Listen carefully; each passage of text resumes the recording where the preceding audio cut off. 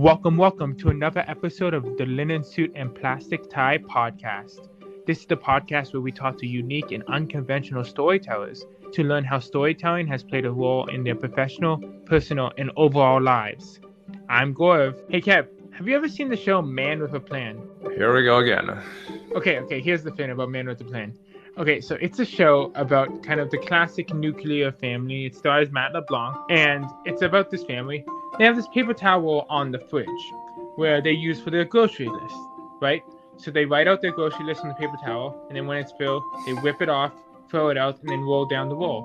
Kind of like how doctors use those sheets on the doctor bed things, right? But this is what bothers me. At the bottom of that paper towel list, the disposable list of groceries, they always have this perfect drawing. It's like this beautifully drawn family or horse or something. And nowhere in all the episodes I've seen of the show has any family member expressed an interest or passion for art. None of the kids do. The dad is definitely not his character. It would be totally weird for his character trait. And the mom seems too busy running around.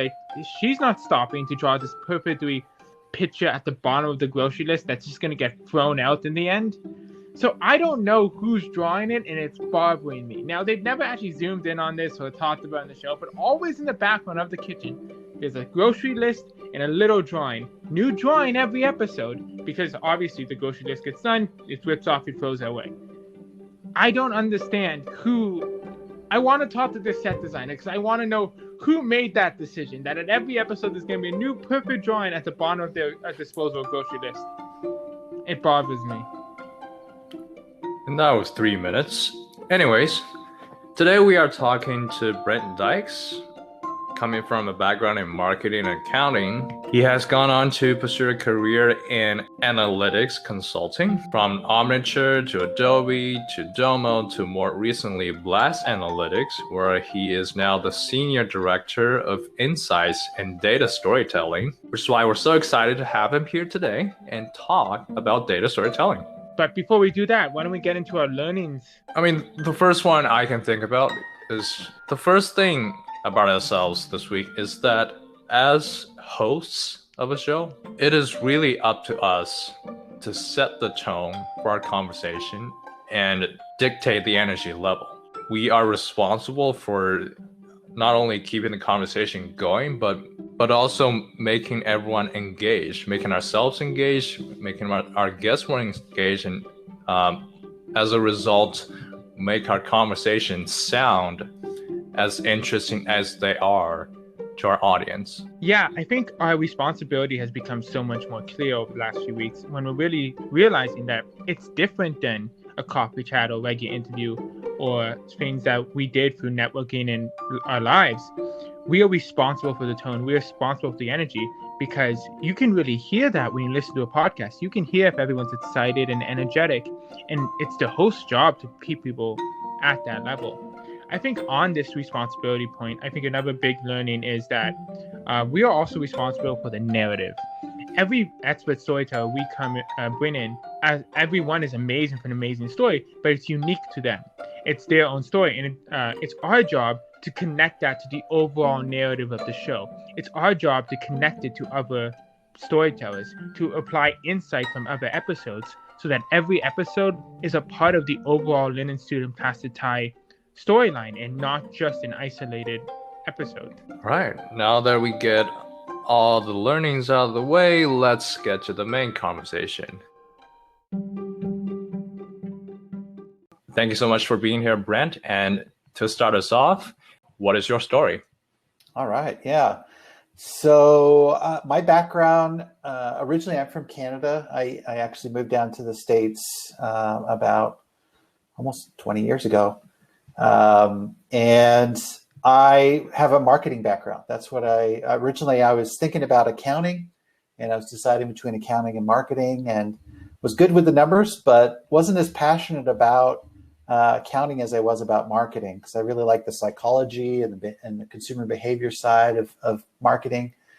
And so I went into marketing and then found that I still missed the numbers. And so I went back, did my MBA, And then that's when I discovered marketing analytics. I joined a company called Omniture that at the time was about 70 employees. And then about 5 years later, they were acquired by Adobe. And so then I spent another 7 years at Adobe in consulting primarily, and also as an evangelist for our analytics platform. And then I decided to join Domo, which is a BI platform, and was there for 4 years. And now today I work at an agency called Blast Analytics, and we are experts in a number of technologies, a lot of the Adobe stuff, Google Analytics stuff, also BI work, and many other things, including optimization. So I'm actually leading a data storytelling practice there, and I'm excited to build and grow that. Yeah, well, going off of that, Brent, you just talked about that you're leading specifically a data storytelling function in your current role. So could you tell us more about what data storytelling is, and why is this so important for us? There's really kind of three pillars to data storytelling. Obviously, there's the data. When you're telling a data story, you're basing it on facts. You're basing it on numbers and information. I guess data doesn't have to be numbers, but it is data that you're getting from their systems or whatever. And then obviously the visualization is a big part of it, because if we look at the data that we're leveraging today, it can be hard to kind of process and understand and communicate easily without visualizations. Visualizations play a big role in simplifying and making the information and data more approachable for people. But the third component, which I think gets lost sometimes, is the narrative. And we're not just taking some data, putting it in some in some charts or whatever, and then calling it a data story. In my mind, that is not a data story. And recently, I was at a conference, and I talked about three things that I think are really critical to the narrative part. Sometimes when we think about narrative, people think, well, it's just adding some text to the charts. We just put a description or an annotation or some commentary with the charts, and that's data storytelling. Well, I would say yes, that's a piece of it. The next thing that I think is also kind of tied to data storytelling from a narrative perspective is the structure. So if you think of the story arc and how you organize your content and how you lay it out, and the sequence of the events and in this case, data that you're sharing, if we can follow that story arc, and often people associate it with having a beginning, middle, and end. And I actually don't like that definition, but I think it's well understood and maybe accepted. So that's another piece of it, the structure, having that story arc, and how do we integrate that into the how we use the charts and share the information. So that's another aspect. And then the third aspect is what I would call the dramatic elements. So this is, if you think of a traditional film or movie or book that you're reading, there are going to be these, you're going to have characters, you're going to have a setting, you're going to have suspense, you're going to have, a climax or something like that. These are all, you're going to have conflict. These are all elements that appear in a traditional story. Now, obviously, we're talking about data here. So in terms of data, what does that mean? It means a slightly different thing. But you can still have characters in your data story, right? If you're looking at data for your employees, or you're looking at data for your customers or prospects, or whatever kind of data you're analyzing, that is representative of your character. You're talking about customers. And so, you can humanize your data by remembering, behind the numbers are people a lot of the time. Other things like, there are different techniques that I can use when I'm sharing information in a data story that can be suspenseful. I can increase the intrigue and the suspense of how I share my information. And so all of these elements, I would say it's the words, it's the structure, it's the dramatic elements that come together to really add the narrative to what many people may think is just data visualizations and nothing more. From there, would you also say that it's not always necessary to tell a full-on data story? Yeah, like one of the things I'll tell people is, I go back to that scenario when you're trying to communicate an insight, an important insight to somebody else. That's when you need to tell a data story. And again, if it's I was talking to somebody yesterday and they said, hey, if somebody was just coming to me with a question, would I need to turn my answer into a data story? And I said, no, you don't always have to, if somebody's asking you what's the number and you say 42, that's it. We sold 42 units yesterday. Okay, well, that's good. That's good to know. That's all I needed. However, if it's like, what, 42? Only 42? Or, whoa, how do we get to 42? And then there's more questions or more things going on there. Yeah, then maybe you might have to pause and turn that into a data story. It's a decision that relies on the buy-in or the approval or something from other people. And then those are the situations where I need to tell a data story. But yeah, to answer your question, we don't need to always tell data stories. It's just, it's a tool in the toolbox, and there are going to be situations where we need to tell data stories, and, we need to recognize them as such. But it's mainly distill it down. We have a key insight that we need to share with other people to drive some kind of decision. And that's the ideal situation for a data story. I think some tension that some people have when they hear data storytelling is the idea of when people talk to data people, they look at data, they're really expecting like an unbiased, raw view. And narrative is a way that someone can kind of present the data in a little bit more of a story way. Isn't there a lot of room for bias there and kind of the fear of presenting data in biased ways when you add a narrative to it? Yeah, I think we get naive about the role that bias has. Bias doesn't start when we're telling the story. It even starts with the analysis and what we choose to examine, what we choose to not examine. And then as we're examining, we cherry pick which facts or figures kind of match kind of does it tie to a hypothesis that we have? Does it tie to, kind of maybe we have a bias around, maybe we feel like a project was successful or we feel a project was not successful. Sometimes we ourselves are going to introduce bias right from the scratch. And now your question is maybe how does the audience spot that, and how do they detect that somebody's, telling a story or sharing information that could be biased? And I think a little bit of that goes with data literacy, a little bit of it goes with critical thinking and asking questions. I've presented to executives who are very skeptical and very data driven, and they're going to ask questions about, okay, what's the source of this data? What are the other, they're looking for comparisons, like reasonable comparisons. So you're saying that this product category is where we need to spend money. Well, what about these three other product categories? How did they perform during this time period? So it's really about asking those smart questions, and we're always going to be on guard, and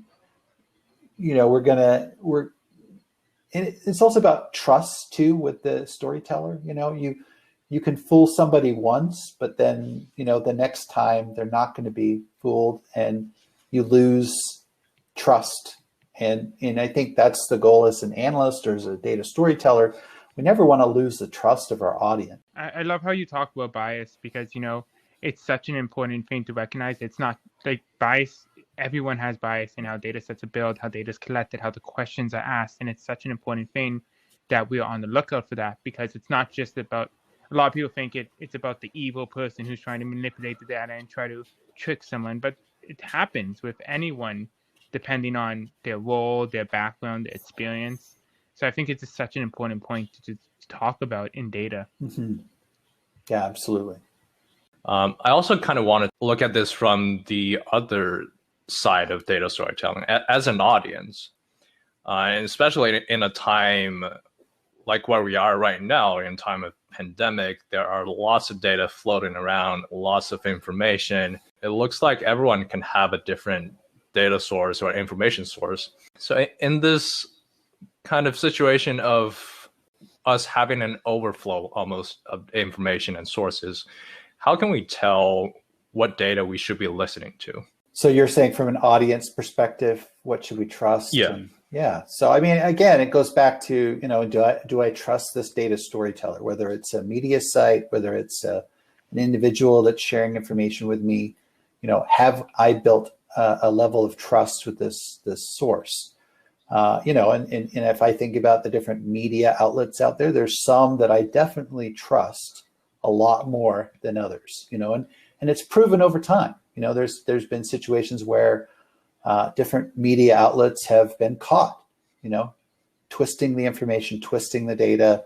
And so to me, if that same media outlet came to me with new information, new data, I'm going to take it with a grain of salt. I am probably not going to trust it until they've, backed it up. And then, in those scenarios, they're not taking those steps. They're just they're really, leaning on the narrative, and, fact is kind of sprinkled in on top, but, when it's convenient. Again, it is part data literacy that we're thinking critically. We know what to look at in terms of visuals and how, information can be twisted and contorted in a visualization to support a key point that somebody's trying to make. Yeah, I mean, we keep coming back to the ideas of trust, remembering that there's people behind the data and asking critical questions, and it's probably the most important parts of the field. Yeah, absolutely.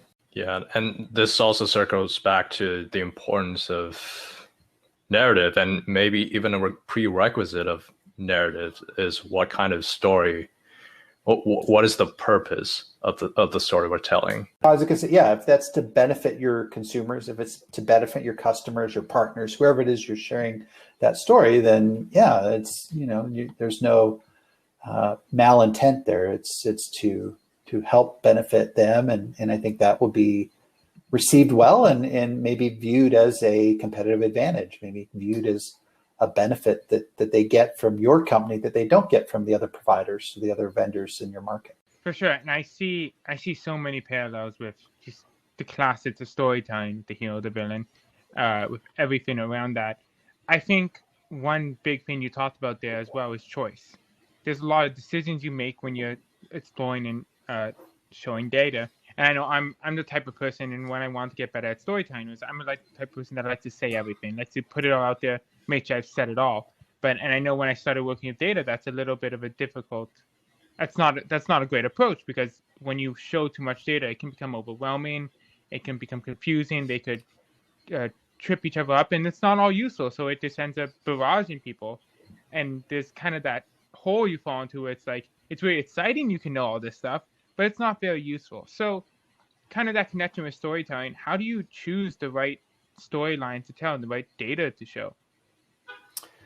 Well, I think it starts with the audience, right? So you understand the audience and understand what they're interested in, what they need to know, what are their priorities, what are their problems, what are the outcomes they're trying to drive, what are the actions that they're currently focused on in terms of the priorities and things that they're investing money in, and then what are the metrics that they're being measured by, what are the key performance, and that gives me as an analyst, as somebody going into the data, gives me good direction in terms of what kinds of stories will matter and will be of interest to this audience.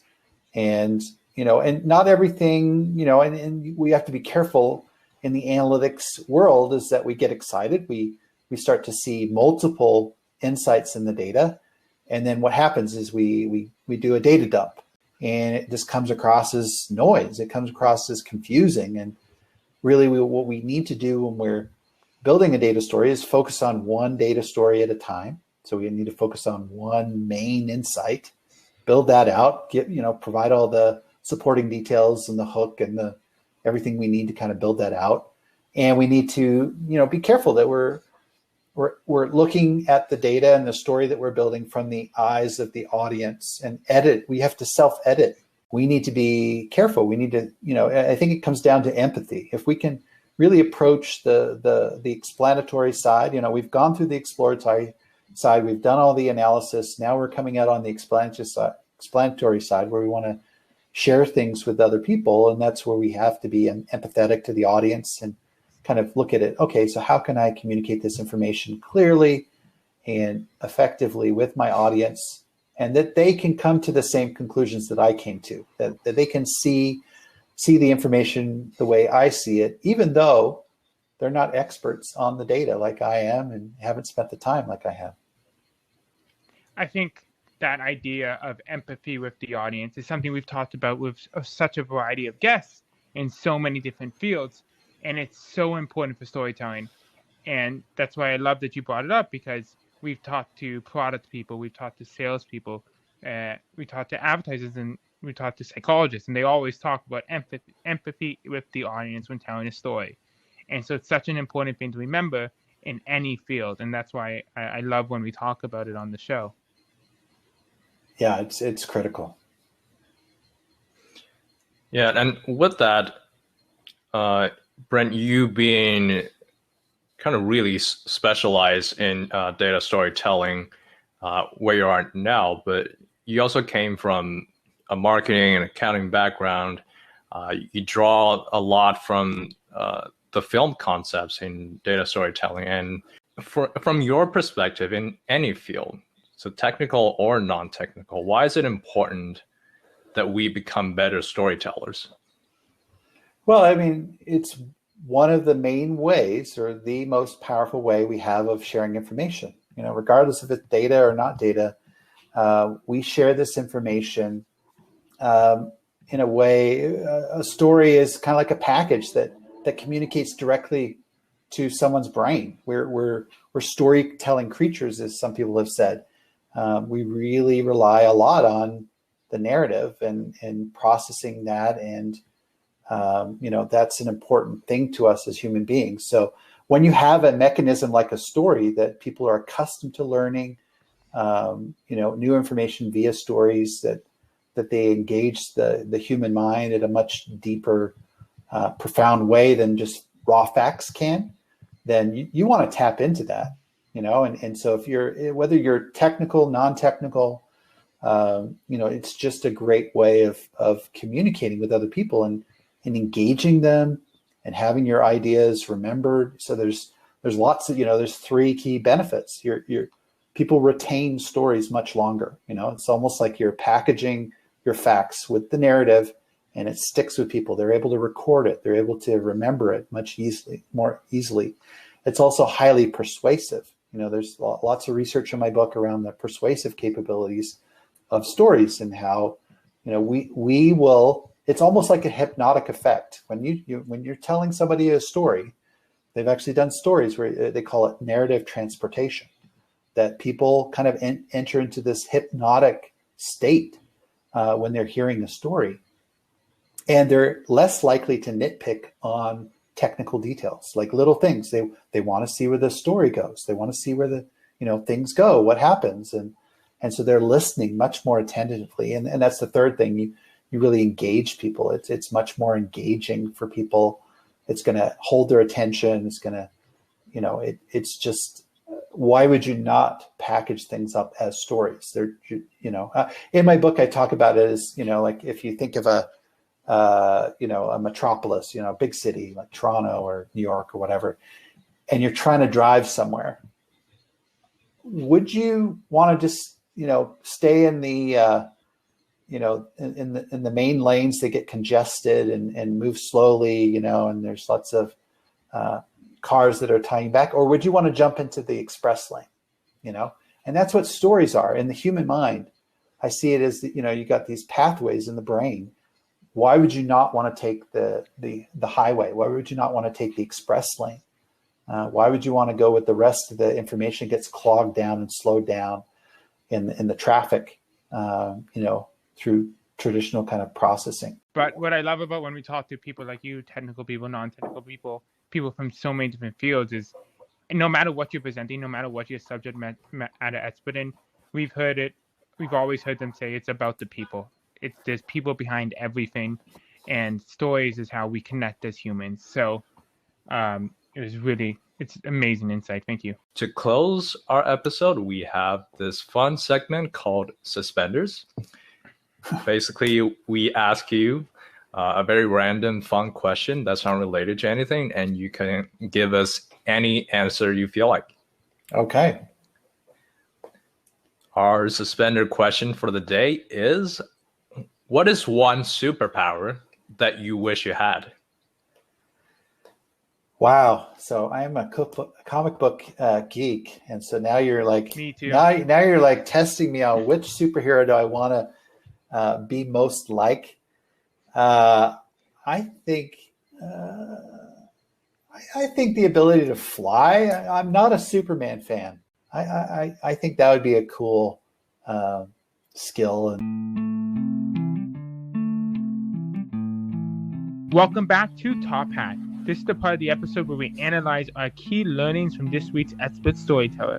So, Kev, what were some of the key things you learned from Brent this week? Well, as an analytics student, I certainly learned a lot from our conversation. And I think more importantly, of the three pillars of data storytelling, so data, visualization, and narrative, I found it really important to have a really structured narrative for a story. So really building up your story arc, starting from an anomaly or key observation you found as an analyst in your data. And from there, you develop your story with further deep dives in your data or any analytics techniques you apply to it. And then comes the climax of the story, the key insights that you want to communicate with your audience. And from there, the actionable recommendations you have for them. What kind of actions do you want them to take? What kind of decisions should they make about this finding? And this is, I think, the backbone to data storytelling, and really the more general story that we tell in other disciplines as well. And we kind of talked about it in our earlier episodes as well, with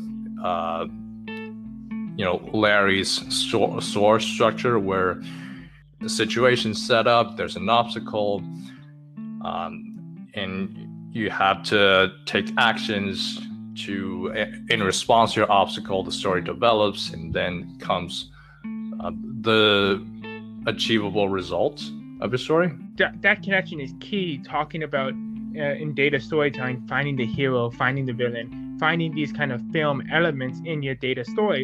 And what's great about this is, it connects you back to almost every storyteller we've had, like Larry, who talked about when you tell stories about yourself in job interviews, explain the obstacle, explain the villain, explain the hero. It's the same thing with data storytelling. And what we're hoping is that you're starting to see these connections as we are. We're starting to see how in every type of story, no matter data, job interviews, understanding how to craft a narrative, understanding how to present an obstacle, how to get people rooting for you as the hero, and building a story around that is so essential. I think another key connection here is that Brent was talking a lot about audience, knowing your audience, and that's another key connection to our past guests in storytelling. You always start with your audience, whether it's an interviewer, whether it's a technical person, whether it's executives. You start with your audience, you understand them, and then you build the data or really any story around that. I think the central part of this episode was the ideas of trust.